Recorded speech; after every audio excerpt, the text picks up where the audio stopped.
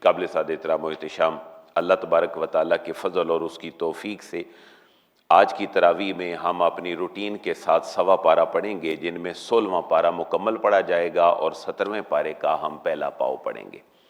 اور اس 1.25 پارے میں ہم 4 صورتوں کے اندر رہیں گے۔ پہلی صورت سورۃ الکہف ہے، جس کو رات کو شروع کر دیا گیا تھا۔ آج اس کے 3 رکوع پڑھ کے ہم اس صورت کو مکمل کریں گے۔ ایک اور دوسری صورت ہے جو مکمل پڑھی جائے گی، 6 رکوعوں پر مشتمل ہے، اس کا نام سورہ مریم ہے۔ اس کے علاوہ 8 رکوعات پر مشتمل ایک صورت ہم پڑھیں گے جس کا نام سورہ طٰہٰ ہے۔ ایک اور صورت جس کے ہم 4 رکوع پڑھ پائیں گے، یہ سورۃ الانبیاء ہے۔ گویا کہ آج کی تراویح سورہ کاف، مریم، طٰہٰ اور انبیاء کے اندر رہے گی، اور اتفاق یہ ہے کہ آج کی پوری تراویح کی ساری صورتیں مکہ مکرمہ میں نازل ہونے والی ہیں۔ اور مکی صورتوں کا ایک خاص مزاج ہوتا ہے۔ سورہ کاف بڑی متبرک صورت ہے، آپ جانتے ہیں آقا دو جہاں علیہ الصلوۃ والسلام نے فرمایا جو بندہ اس کو جمعہ کو پڑھتا ہے اللہ تعالیٰ اگلے جمعہ تک اس کی پروٹیکشن فرماتا ہے۔ اور ایک اور حدیث مبارکہ ہے کہ وہ شخص جو سورہ کاف ہر جمعہ کو پڑھتا ہے اس کو فتنہ دجال سے محفوظ رکھا جائے گا۔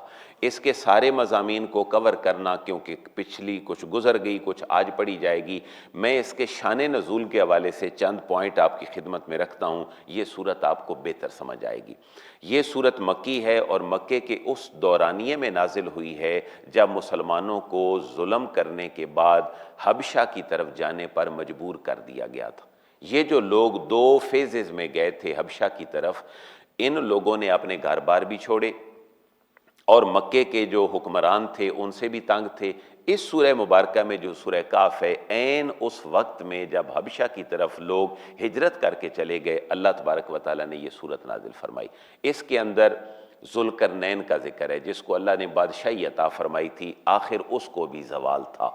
مکے کے لوگوں کو اور حبشہ ہجرت کرنے والے لوگوں کو بنیادی طور پر یہ ریئلائز کروایا گیا کہ تم ہمت رکھو، حوصلہ رکھو، اگر ذوالقرنین جس کی مشرق اور مغرب تک حکمرانی تھی اس کی حکمرانی باقی نہیں رہی تو مکے کے حکمرانوں کی حکمرانی بھی باقی نہیں رہے گی۔ ایک اور بڑا سبق اس سورہ مبارکہ سے جو حاصل ہونے والا ہے وہ اصحاب کہف کا ہے۔ یہ چند لوگ تھے جو عیسائی ایک حاکم کے ظلم سے تنگ آ کر اپنا گھر بار چھوڑ کر غار میں چلے گئے تھے۔ اللہ تبارک و تعالیٰ نے ان کو سینکڑوں سال تک سلائے رکھا، اس کے بعد یہ اٹھے اور اللہ نے پھر ان کے اوپر ایک خاص نشانیاں دکھا کر موت طاری کر دی۔ ان اصحاب کہف کی جو مثال ہے وہ اللہ نے اس مکی صورت میں حبشہ جانے والے لوگوں کے لیے بطور لیسن رکھی ہے کہ دیکھو یہ تمہارے اوپر صرف مشکل وقت نہیں آیا حبشہ کے لوگوں، بلکہ تم سے پہلے بھی آ چکا ہے۔ اور وہ لوگ کون ہیں؟ وہ اصحاب کہف ہیں۔ اب اس صورت میں کچھ تنقید بھی کی گئی ہے اللہ کی طرف سے۔ اللہ فرما رہا ہے جس مقصد کے لیے میں احکام نازل کرتا ہوں تم اس کی طرف توجہ نہیں دیتے ہو۔ سبق تھا کہ اصحاب کہف کیوں گئے، آبجیکٹیو کیا تھے۔ تم اس معاملے میں آ پڑے کہ وہ 2 تھے، 4 تھے، کتا کتنا تھا، وہ کالا پیلا تھا، وہ کیسے گئے، غار اونچا تھا، نیچا تھا۔ اللہ فرما رہا ہے یہ تمہارے صرف تکے ہیں، بلکہ حقیقت یہ ہے کہ ان کے جو سبق ہیں ان کی طرف سے تم اپنے جو لیسن ہیں وہ حاصل کرو۔ تو یہ جو اسباق ہیں اس سورہ مبارکہ میں موجود ہیں۔ آج ہم 16ویں پارے سے جہاں شروع کریں گے وہاں ذوالقرنین کا ذکر بھی ہوگا، کچھ واقعہ حضرت موسیٰ اور حضرت خضر کا بھی ہوگا۔ حضرت خضر کے بارے میں 2 رائے ہیں کہ وہ نبی ہیں یا ولی ہیں۔ جن لوگوں نے حضرت خضر کو نبی یا ولی کہا ہے ان لوگوں کی رائے زیادہ پختہ نہیں ہے۔ اس کی وجہ کیا ہے؟ حضرت خضر علیہ السلام نے ایک شخص کو بھی قتل کر دیا، تو ایک عام آدمی کسی الہامی کیفیت میں کسی بندے کو قتل نہیں کر سکتا، یہ اللہ کے نبی کو ہی حکم ہو سکتا ہے کہ وہ ایسا کر سکتا ہے۔ اور دوسرا حضرت موسیٰ علیہ السلام نے اللہ سے ریکویسٹ کی کہ اللہ مجھے کوئی بڑا علم والا ملا، تو بڑا علم والا پھر کون ملا؟ حضرت خضر۔ تو اللہ کے نبی سے بڑا علم والا اللہ کا ولی نہیں ہو سکتا۔ اس لیے حضرت موسیٰ علیہ السلام اگر ملے ہیں کسی بندے سے اور وہ خضر ہیں، نام نہیں یہاں پر ذکر لیکن ان کا معروف نام جو ہے وہ خضر ہو گیا، تو وہ اللہ کے نبی ہی ہو سکتے ہیں جن کا علم حضرت موسیٰ سے بڑا ہے، ورنہ وہ اللہ کے ولی کا علم نبی کے علم سے بڑا نہیں ہو سکتا۔ یہاں یاجوج ماجوج کا بھی ذکر ہے۔ یاجوج ماجوج کے بارے میں بھی بڑی مسکنسیپشن ہے کہ وہ ایک ہیومن بینگ سے آگے ہٹ کر کوئی مخلوق ہے، تو ایسی بات نہیں ہے۔ وہ بالکل عام انسان ہیں اور قیامت کے قریب جو ہے وہ ان کا زیادہ اثر ہوگا اور وہ دنیا پہ چھا جائیں گے۔ وہ کون ہو سکتے ہیں؟ ہم تو وہ ایسٹیمیٹ لگا سکتے ہیں جو ہر دور کے انسانوں نے لگایا ہے، غالباً وہ جو کیفیات بیان ہوئی ہیں اور جو میڈ ان چائنا کا تصور پوری دنیا میں آیا ہے، تو 2025-26 میں ہم یہ اندازہ لگا سکتے ہیں کہ پاسبل ہے کہ ایسے ہی لوگ ہوں، لیکن یہ بھی تکہ بازی ہے۔ یاجوج ماجوج عام انسان ہیں اور قیامت کے قریب وہ آئیں گے، اور قیامت کی نشانیوں میں ان کا آنا ایک بہت بڑی نشانی ہے۔ میری اور آپ کی اصلاح کے لیے ایک بڑا پیارا حکم ہے یہاں۔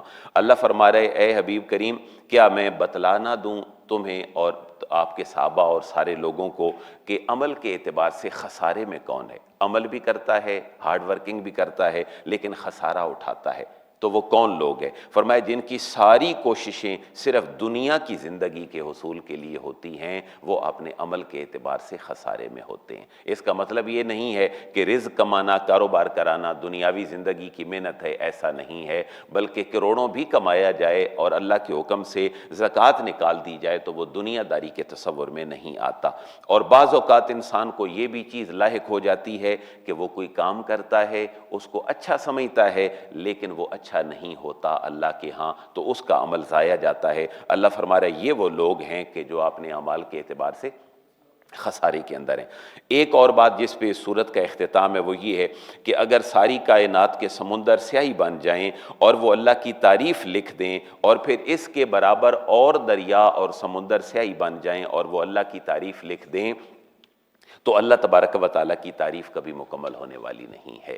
اس لیے کچھ مسنون اذکار ایسے ہیں جن کو ہمیں ایوری ڈے اپنی لائف میں رکھنا چاہیے، جیسے سبحان اللہ و بحمدہ، اس کے اوپر بڑی پرماننٹ حدیث مبارکہ ہے، جس نے اس کو ایوری ڈے 100 مرتبہ پڑھا اللہ تعالیٰ اس کے گناہ بخش دے گا۔ کسی اور کو کوئی یاد ہو نہ ہو، اتنا کم از کم یاد کر لیں، سبحان اللہ وبحمدہ، لا حول ولا قوت الا باللہ۔ یہ انڈیپینڈنٹلی ایک پورا کلمہ ہے جس کو نبی پاک علیہ الصلوۃ والسلام نے جنت کی چابی فرمایا ہے۔ سورہ مریم کے مضامین میں جانے سے پہلے یہ ذہن میں رکھیں کہ اس سورت کے نزول کا مقصد کیا ہے۔ اس سورت کے اندر حضرت زکریا کا ذکر ہے، حضرت یحییٰ کے نبی بننے کا ذکر ہے، اور حضرت عیسیٰ کے بغیر باپ کے پیدا ہونے کا تذکرہ ہے۔ یہ تذکرہ یہاں مکی صورت میں کیوں کیا گیا؟ اس کی وجہ ایک سامنے یہ آتی ہے کہ یہ مکی صورت ہے، مسلمانوں کے مشکل والے دور میں مسلمانوں پہ نازل ہوئی، اور یہاں دو آؤٹ آف دا وے واقعات جو عام قانون سے ہٹ کے ہیں وہ بیان ہو رہے ہیں۔ اور وہ کیا ہے کہ حضرت زکریا کو اللہ نے تب اولاد دی جب بال سفید ہو گئے اور انتہائی بڑھاپا آ گیا، اور انہیں یہ خدشہ تھا کہ میری ہڈیاں تو کمزور ہو گئیں، میری بیوی بانجھ ہو گئی، تو مجھے کیسے اولاد ملے گی؟ اللہ تعالیٰ نے پھر بھی اعلان فرمایا کہ اے زکریا تجھے میں اولاد دوں گا، اور بیٹا دوں گا، نام یحییٰ ہوگا، اور میں اس کو نبی بھی بنا کے بھیجوں گا اور نیک انسان بنا کے بھیجوں گا۔ یہ واقعہ انتہائی بڑھاپے میں اولاد ملنا اور حضرت مریم کو بغیر ہسبینڈ کے ایک بیٹا نصیب ہو جانا، یعنی حضرت عیسیٰ کو بغیر باپ کے پیدا کر دینا، یہ دو ایسے خلاف فطرت واقعات ہیں جو مکی دور میں نازل ہوئے۔ اس کی ایک خاص وجہ ہے، ذرا غور کیجئے گا۔ وہ خاص وجہ کیا ہے؟ مسلمانوں کو ہمت دلائی گئی ہے، حوصلہ دلایا گیا ہے۔ جو اللہ زکریا کو ایک آخری عمر میں اولاد دے سکتا ہے، جو اللہ عیسیٰ کو بغیر باپ کے پیدا کر سکتا ہے، اے مکے کے مسلمانوں پریشانی چھوڑ دو، محنت کرو، اللہ اس دین کو بھی ایک دن ضرور ترقی عطا فرما دے گا، جس دین کے لیے میں نے اپنے حبیب کریم کو بھیجا ہے۔ حضرت مریم کا پورا واقعہ بیان ہوا ہے، حضرت عیسیٰ علیہ السلام کی پیدائش ہے، جو عیسائیت کے برے عقائد تھے حضرت عیسیٰ کے بارے میں ان کو یہاں رد کیا گیا، اور حضرت عیسیٰ کی زبان سے ہی کہا گیا کہ انی عبداللہ، کیا مطلب؟ میں اللہ کا بندہ ہوں۔ تو عیسائیت آپ کو سن آف گاڈ مانتی تھی، اللہ نے ان کے اس موقف کو رد کر دیا۔ حضرت عیسیٰ علیہ السلام خود جب ان کی ماں اپنی گود میں اٹھا کر لے آئیں تو حضرت مریم بڑی پریشان ہوئیں کہ اب میں کیا بتاؤں گی پنڈ والوں کو، تو اشارہ کیا کہ اسی سے پوچھ لو جو میری گود میں ہے۔ تو لوگ کہنے لگے کیف نکلم من کان فی المہد صبیا، ہم ایک گود میں اٹھے ہوئے بچے سے کیسے کلام کر سکتے ہیں؟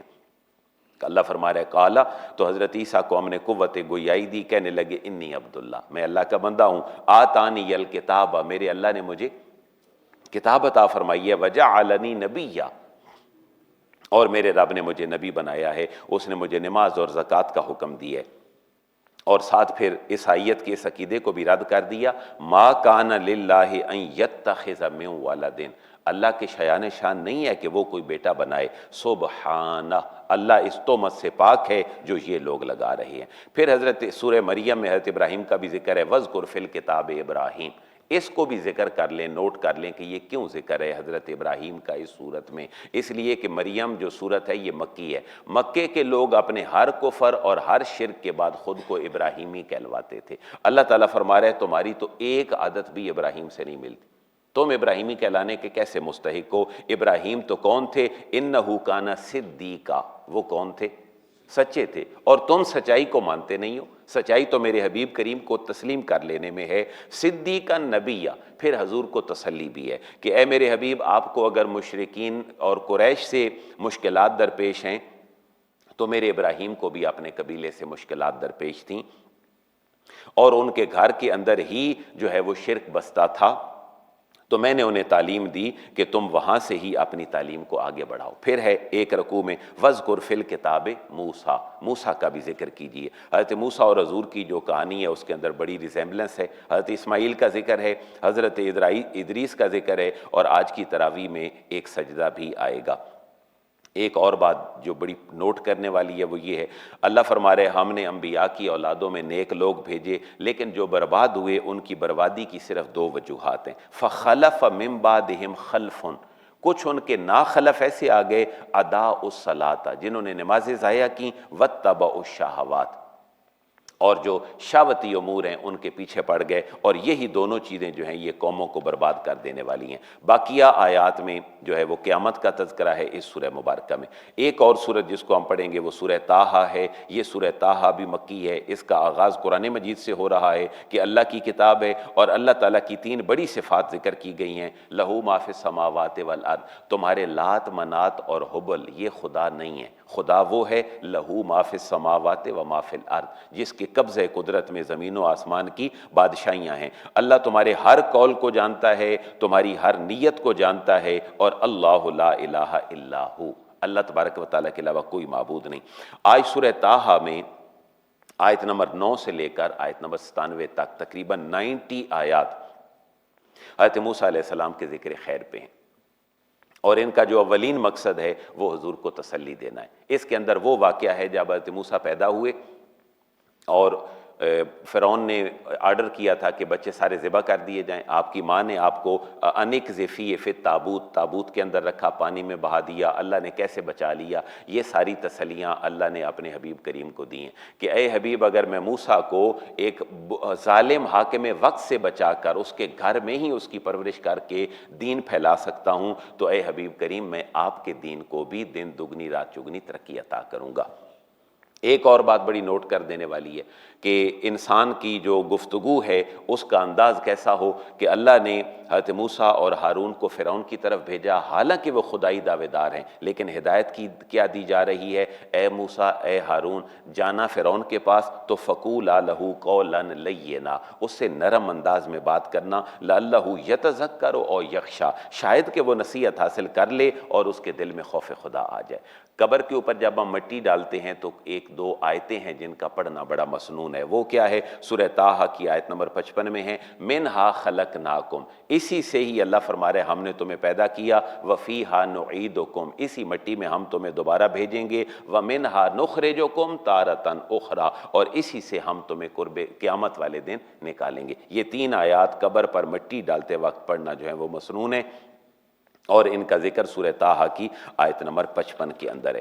اس کے علاوہ اس سورہ مبارکہ میں جو ہے وہ ایک اور بڑا اصولی موقف ہے کہ وَمَنْ عَارَضَ عَنْ ذِكْرِي فَإِنَّ لَهُ مَعِيشَةً ضَنْكًا، میرے ذکر سے جو غافل ہوتے ہیں میں ان کی معیشت کو تنگ کر دیتا ہوں۔ قصہ آدم و ابلیس یہاں پھر 6 7ویں دفعہ ریپیٹ ہوا ہے، جو سورہ بقرہ، مائدہ اور آراف سے ہوتا ہوا یہاں پہنچا۔ اس کی وجہ بھی اہل مکہ کو ان کے تکبر سے باز رکھنا ہے۔ ایک اور بات جو غریب مسلمانوں کے لیے بڑی ڈھارس بندھانے والی ہے، غریب مسلمان کے لیے، امیر مسلمان کے لیے نہیں، غریب مسلمان کے لیے، وہ یہ ہے کہ اللہ اپنے حبیب کریم کو فرما رہے لا تمدن عینیک الی ما متعنا بہ ازواجا منہم زہرۃ الحیات الدنیا، اے حبیب کریم جتنا لوگوں کے پاس مال و دولت ہے آپ اس کی طرف نظریں پھاڑ پھاڑ کر کبھی بھی نہ دیکھیے۔ آپ کو جتنا دیا گیا ہے یہ آپ کا حصہ ہے، ان کو جو ملا ہے، جملے پہ غور کیجئے گا، لِنَفْتِنَهُمْ فِيهِ، تاکہ ہم ان کو اس میں آزمائیں، ہم نے اس لیے ان کو زیادہ مال و دولت عطا فرمایا ہے۔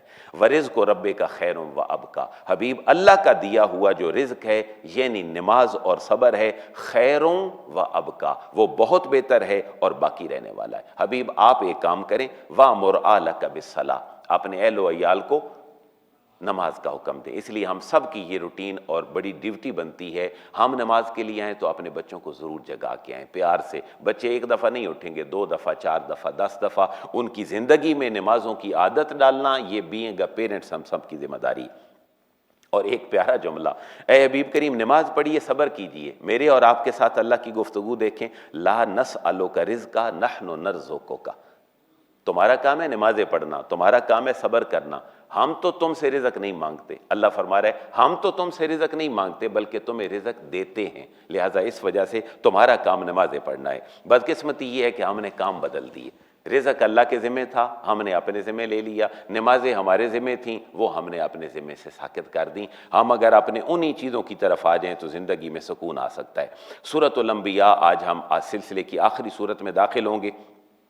17واں پارہ اس سے شروع ہوگا، اقترب للناس حسابہم وہم فی غفلۃ موردون، لوگوں کے حساب کتاب کا وقت قریب آ گیا، وہم فی غفلۃ، اور اللہ تعالیٰ فرما رہا ہے کہ وہ کس حالت میں ہیں، وہم فی غفلۃ، لیکن وہ غفلت میں ہیں، ان کے پاس جب یہ وقت آ جائے گا تو پھر اس وقت کوئی ان سے واپسی کی گنجائش نہیں ہوگی۔ رسول اللہ کے اوپر 2 اعتراضات تھے، آپ جادوگر ہیں، آپ کے اوپر جادو ہوا ہے، بل ہوا شاعر، آپ شاعر ہیں، یہ ساری چیزیں آپ کے اوپر نازل ہونے والی وہی خواب ہیں۔ اللہ فرما رہے نہیں، ایسا نہیں ہے، ہم نے اپنے حبیب کریم کو چنا ہے اور ہم مردوں کو ہی نبی چنتے ہیں۔ تمہیں اگر نہیں پتا تو سابقہ آسمانی کتابوں میں پڑھ کے دیکھ لو، ہم نے نبوت کا سلسلہ بڑا پرانا لوگوں کی ہدایت کے لیے رکھا ہے۔ اسی مکی صورت میں ایک عقلی دلیل دی گئی ہے کہ جیسے ایک ادارے کے 2 سربراہ نہیں ہو سکتے، ایک کسی یونیورسٹی کے 2 وی سی نہیں ہو سکتے، ایک صوبے کے 2 سی ایم نہیں ہو سکتے، ایک ملک کے 2 پی ایم نہیں ہو سکتے، اللہ فرما رہے اسی طرح ایک کائنات میں 2 خدا بھی نہیں ہو سکتے، ورنہ دونوں کے اختیارات کا جو توازن ہے وہ بگڑ جائے گا۔ لو کان فیہما آلہۃ الا اللہ لفسدتا فسبحان اللہ رب العرش عما یصفون، بڑی مشہور آیت جس کو ہم ایوری ڈے پڑھتے ہیں، کل نفس ذائقۃ الموت، ہر نفس نے موت کا ذائقہ چکھنا ہے، یہ آج کی سورۃ الانبیاء کے اندر ہی ہے۔ یہ کچھ خلاصہ تھا ان احکامات کا جو انشاءاللہ آج ہم سورۃ الانبیاء کے تقریباً 4 رکوعات تک پڑھیں گے اور یہ 4 سورتوں کے اندر ہم رہیں گے۔ اللہ تبارک و تعالیٰ سے دعا یہ ہے کہ اللہ ہمیں قرآن کا تمسک نصیب فرمائے اور قرآن پہ ہمیں عمل کی توفیق نصیب فرمائے۔ وما علیہ الا البلاغ۔